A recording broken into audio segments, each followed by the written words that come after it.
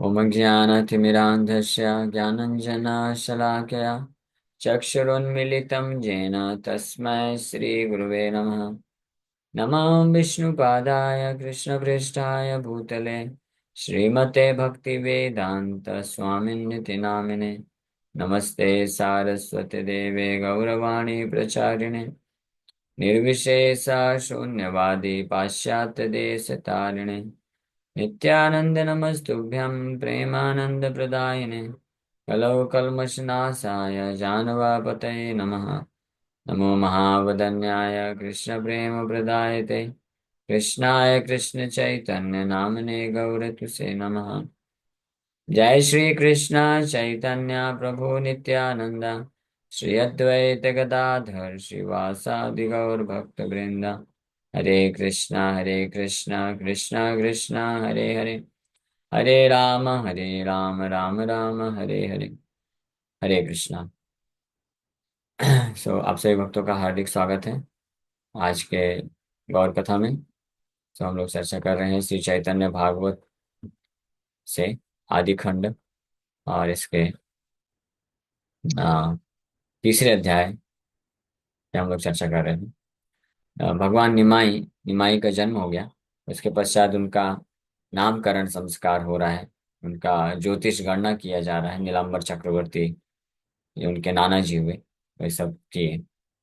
और उसके पश्चात तो ईश्वरेर जन्म तिथि जय है न पवित्र वैष्णवेर से महा मत तिथि रचरित। वृंदावन ठाकुर फिर वर्णन किए कि भगवान गौरांग महाप्रभु और नित्यानंद प्रभु का जो जन्म तिथि है उसको जो भी ऑब्जर्व करेगा तो निश्चित रूप में वो भगवान कृष्ण के प्रति रति और मति विकसित कर लेगा। और इसी प्रकार से भगवान के जो शुद्ध भक्त होते हैं उनकी भी जो जन्म तिथि होती है वो भी उतनी ही पवित्र होती है। इसलिए हम लोग महान आचार्यों के जो आविर्भाव दिवस और तिरुभाव दिवस दोनों को हम लोग सेलिब्रेट करते हैं, फास्टिंग करते हैं टिल नून तक और गुणगान करते हैं उन आचार्यों का। तो वही लाभ मिलता है जैसे जन्माष्टमी और रामनवमी, गौर गौर पूर्णिमा, नित्यानंद त्रयोदशी करने को मिलता है। तो जी कितना बड़ा सौभाग्य है ना। साल में एक ही बार जन्माष्टमी आती है, एक ही बार गौर पूर्णिमा आएगा, एक ही बार नित्यानंद त्रयोदशी आएगा, रामनवमी आएगा। तो ये बस कुछ ही लाभ हो पाएंगे। लेकिन भगवान के शुद्ध वैष्णव के अगर हम परंपरा में हैं तो सोचिए हमारे हमारा कितना लाभ है। प्रभुपाद जी के आविर्भाव आता है, तिरुभाव आता है, दो और बढ़ गया। फिर श्रील भक्ति सरस्वती ठाकुर प्रभुपाद महाराज का आविर्भाव तिरुभाव आता है ना। गौर किशोरदास बाबा जी महाराज का, श्रील भक्ति विनोद ठाकुर का। तो ऐसे कई ऐसे बहुत ही जो कुछ बहुत ही प्रोमिनेंट आचार्य हैं उनके आविर्भाव तिरुभाव के दिन हम उनकी चर्चा करते हैं। और कईयों में हम लोग फास्टिंग भी करते हैं आफ्टरनून तक। तो ये हमको वही लाभ मिल जाता है जैसे जन्माष्टमी का फास्टिंग करके कृष्ण का गुणगान करने का। हाँ तो इस प्रकार से ये भगवान की दया है, हमारा बहुत बड़ा फॉर्च्यून है, सौभाग्य है। गौरचंद्र आविर्भाव सुने जे जने कबू दुख नहीं तार जन्मे व मरण। तो गौरांग महाप्रभु का जो आविर्भाव है वो जो भी इसको सुनेगा कभी भी वो दुख नहीं प्राप्त करेगा। जन्म ड्यूरिंग लाइफ, जीवन में भी और जीवन के बाद मृत्यु को में भी ये श्रुति फल दे रहे हैं। भगवान की गौर पूर्णिमा महोत्सव में भगवान के आविर्भाव की जो कथा सुनने का फल। सुनीले चैतन्य कथा भक्ति फल धरे जन्मे जन्मे चैतन्य रा संगे अवतारे। जय हो। ये फल चाहिए बस, और क्या है। ये श्रुति फल है कि कोई भी व्यक्ति चैतन्य महाप्रभु की कथा को बस सुनता जाएगा bye hearing the topics of Shri Chaitanya, one attains the fruit of devotional service to the supreme lord and accompanies the lord in his pastimes life after life। हाँ, अगर कोई चैतन्य महाप्रभु की कथा को सुनेगा तो उसको भक्ति फल प्राप्त हो जाएगा और साथ ही साथ में जन्म जन्म जब जब भगवान अवतरित होंगे तब तक उनके साथ उनका पार्षद बन के आने का मौका मिलेगा। हरि बोल। हाँ, आप में से कितने भक्तों की इच्छा है कि जब जब भगवान अवतरित होके आए तो उनका पार्षद बन के आने का मौका मिले। किसी को इच्छा नहीं। ओ, कुछ लोगों को इच्छा है, बाकी लोग को माया का पार्षद बनने की इच्छा है। ठीक है, सुनते रहिए, धीरे धीरे ये इच्छा भी आ जाएगी। चैतन्य कथा सुनने से पहले इच्छा भी आएगी, उसके बाद फिर इच्छा की पूर्ति भी हो जाएगी। तो ये इच्छा होगी। तो ये इच्छा नहीं रखेंगे तो फिर क्या इच्छा रखेंगे? बाकी सब इच्छाएं व्यर्थ हैं। So it is stated in the Shrimad Bhagavatam, my dear Uddhav, भगवान कृष्ण भागवत में 11वें स्कंद में बताते उद्धव को कि narrations of my pastimes and qualities are all auspicious and purify the entire universe. Krishna Gita, Uddhav Gita में उद्धव को बोलते हैं कि हे मेरे प्रिय उद्धव, मेरे लीलाओं और गुणों का जो वर्णन है ये परम पवित्र है और पूरे ब्रह्मांड को शुद्ध करता है। A faithful person who constantly hears, glorifies, and remembers such transcendent activities, who through dramatic performances relieves my pastimes, beginning with my appearance, and who takes full shelter of me, dedicating his religious, sensual, and occupational activities for my satisfaction, certainly obtains unflinching devotional service to me, the eternal personality of God. ये उद्धव को भगवान इन श्लोकों में confirm किए हैं। ये श्लोक भी पढ़ लेते हैं। भगवान बोल रहे हैं, श्रद्धालुर्मत्कथा शृण्वन् सुभद्रा लोक पावनी, गायन् अनुस्मरन् कर्म जन्म चाभिनयन् मुहुः, मदर्थे धर्म कामार्थान् आचरन् मदपाश्रया, लभते निश्चलां भक्तिं मयि उद्धव सनातने। मयि उद्धव सनातने, सनातन रूप से मेरी निश्चला भक्ति को प्राप्त कर लेता है वो व्यक्ति जो सुभद्रा, श्रद्धालु, श्रद्धा के साथ मत कथा श्रवणम, श्रद्धा के साथ मेरी कथा को सुनता है। जो कि कैसी कथा? सुभद्रा है। सुभद्रा मतलब ऑल ऑस्पिशियस, लोक पावनी, पूरे ब्रह्मांड को शुद्ध करने वाली मेरी कथा है। भगवान खुद बोल रहे हैं कि मेरी जो कथा है, जो श्रद्धा के साथ सुनता है, कैसी कथा? ये कथा बड़ी बहुत महत्वपूर्ण है। मेरी कथा को कोई सुनेगा तो उसके जीवन में मंगलमय हो जाएगा, मंगल ही मंगल आ जाएगा। और पूरे ब्रह्मांड को शुद्ध करती है ये कथा। इसको कोई सुनता है, इसको कोई गाता है, इसको कोई स्मरण करता है, या इसका ड्रामा करके दिखाता है, कर्म करता है, या कौन सी कथाओं का? जन्म चाभिनयन मुहुः, जन्म इत्यादि जितनी भी लीलाएं होती हैं। मुहुः मतलब अगेन एंड अगेन, कॉन्स्टेंट, निरंतर। और मद अर्थे धर्म कामार्थम आचरण मदपाश्रया, लभते निश्चलां भक्ति मयि उद्धव सनातने। ये कितना अच्छा श्लोक, भगवान खुद गारंटी दे रहे हैं, भगवान कृष्ण बोल रहे हैं ये श्लोक। और उसी चीज को यहाँ पे वीरेंद्र दास ठाकुर बोल रहे हैं। तो इसलिए श्रीला भक्ति ठाकुर ये हमको रेफरेंस भी दे दिया।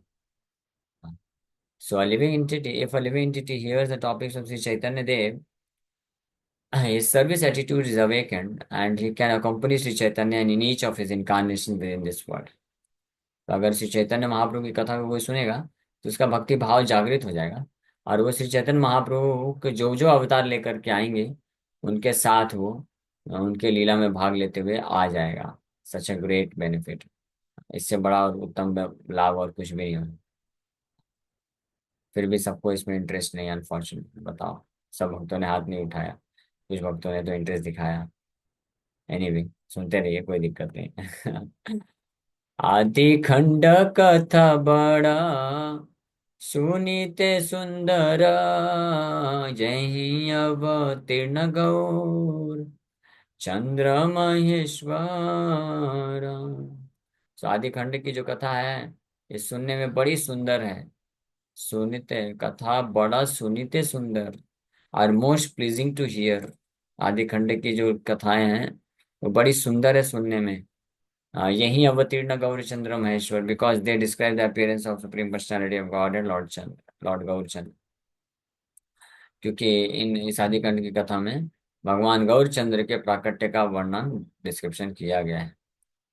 ये सब लीला कभू नाही परिच्छेद, आविर्भाव तिरोभाव मात्र कहे वेदा। चैतन्य कथारादि अंत नाही देखी, ताहान कृपाए जे बोलांता लिखी। So although the Vedas describe the Lord's appearance and disappearance, there is actually no end to his pastimes. हालांकि वैदिक शास्त्र जो है भगवान की लीलाओं को आविर्भाव तिरोभाव करके प्रकट करते हैं, लेकिन वास्तव में उनका कोई, भगवान की लीलाओं का कोई बिगिनिंग अंत नहीं होता है। I don't see any beginning or end of the topics of Sri Chaitanya. I simply write down whatever he mercifully induces me to speak. This is the way how one should write down or how one should glorify the Supreme Lord. ये समझना चाहिए। कई लोग नहीं समझ पाते, बोलते हैं आप कथा में केवल यही बोला करो। अभी क्या करेंगे। वृंदावन दास ठाकुर बोल रहे हैं कि भगवान के जो लीलाएं हैं, कथा है, उसका कोई शुरुआत और अंत नहीं है। वैदिक शास्त्र बस समझाने के लिए आविर्भाव तिरुभाव बोलते हैं, सिस्टम बना दिया गया है कि ये चैप्टर्स है, आदि खंड, मध्य खंड, ये सब है। बोलते हैं वास्तव में अंत और शुरुआत नहीं होता है। इसलिए चैतन्य कथार आदि अंत ना ही देखी, मैं चैतन्य महाप्रभु की कथा का आदि अंत नहीं देखता हूँ। तहा ने कृपाए जे बोलान तहा लिखी।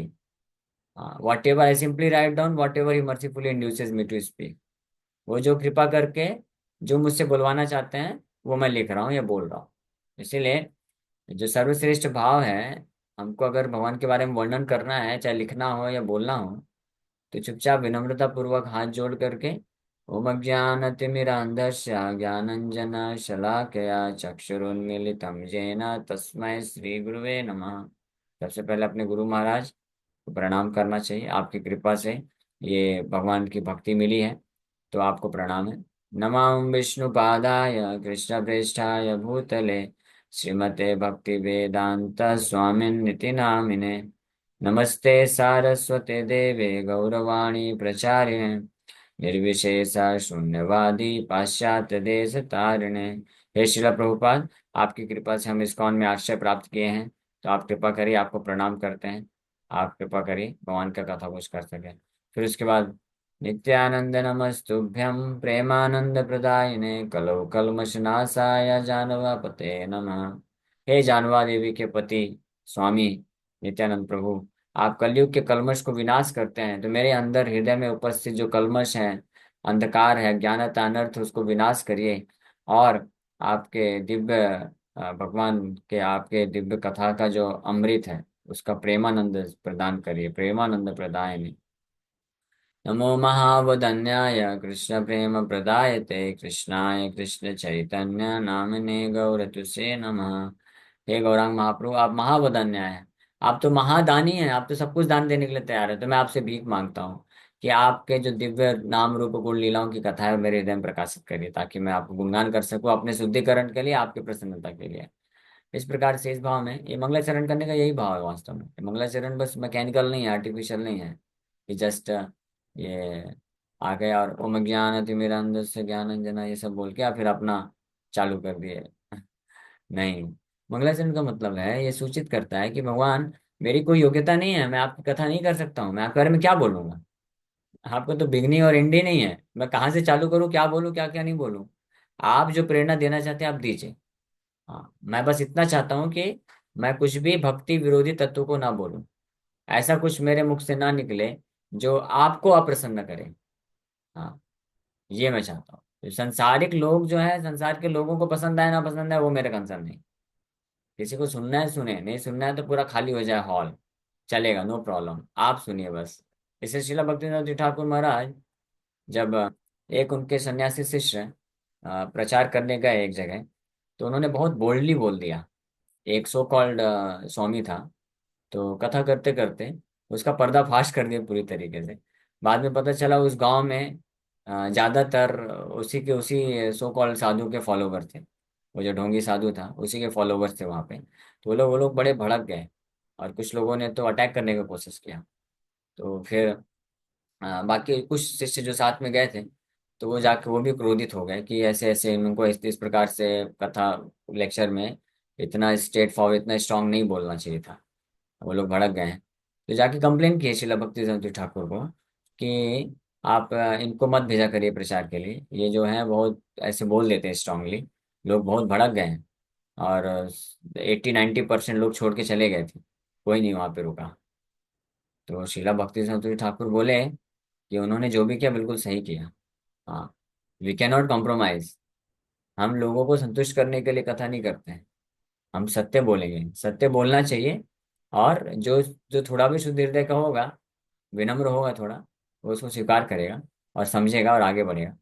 तो one moon is better than thousands of stars, हजारों सितारे नहीं चाहिए जो मस्का लगाने से हमारे पास, ठीक है, एक एक चंद्रमा सफिशिएंट है जो जो पूर्ण रूप से कृष्ण को शरणागत प्राप्त करना चाहता है। ऑफ कोर्स हम प्रयास करते हैं कि हम इस प्रकार से सत्य को प्रकाशित करें कि लोगों को कम से कम हर्ट हो, है ना। लेकिन अगर हम ये सोचेंगे कि लोगों को बुरा ना लग जाए, इसलिए सत्य ना बोले, तो that is not good thing.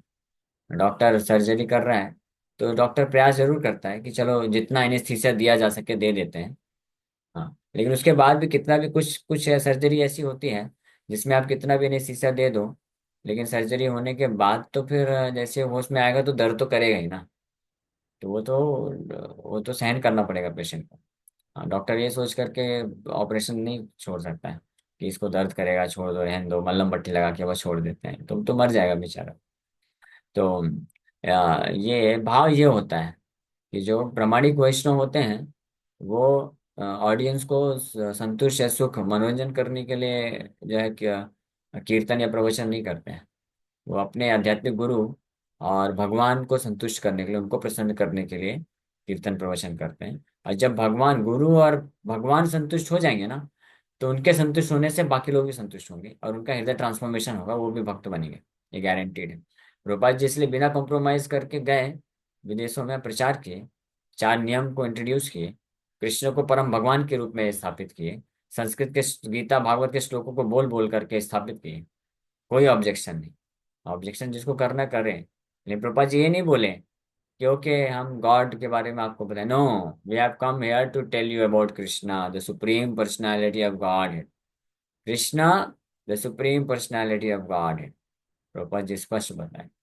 कोई ऐसा छुपाने का बात नहीं है, या कोई ऐसा हेजिटेट होकर के नहीं बोले कि अरे मैं कृष्ण को भगवान बोलूंगा तो ये लोग मानेंगे नहीं मानेंगे, मुझे छोड़ के चले जाएंगे या नाराज हो जाएंगे, ऐसा कुछ नहीं। सत्य को प्रकाशित किया, दैट्स ऑल। ऑस्ट्रेलिया में एक कॉलेज के अंदर प्रभुपाद जी प्रवचन दे रहे थे गीता के ऊपर ही। वो कॉलेज के स्टूडेंट्स लोग भड़क गए।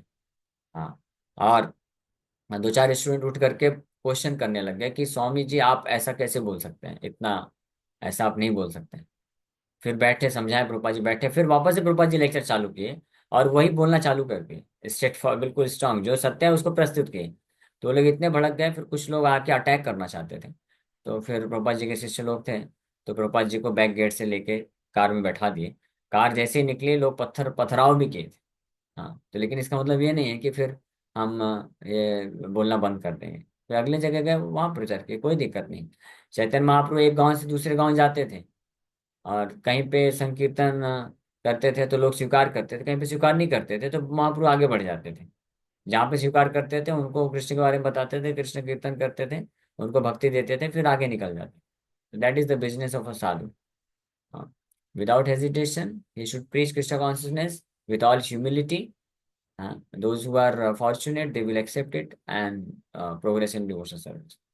सो वृंदावन दास ठाकुर यहाँ पे हमको पद्धति बता रहे हैं कि कैसे हमको भगवान की कथा करनी चाहिए, लिखना चाहिए भगवान के बारे में। तहा ने कृपाए जे बोला ताहा लिखी।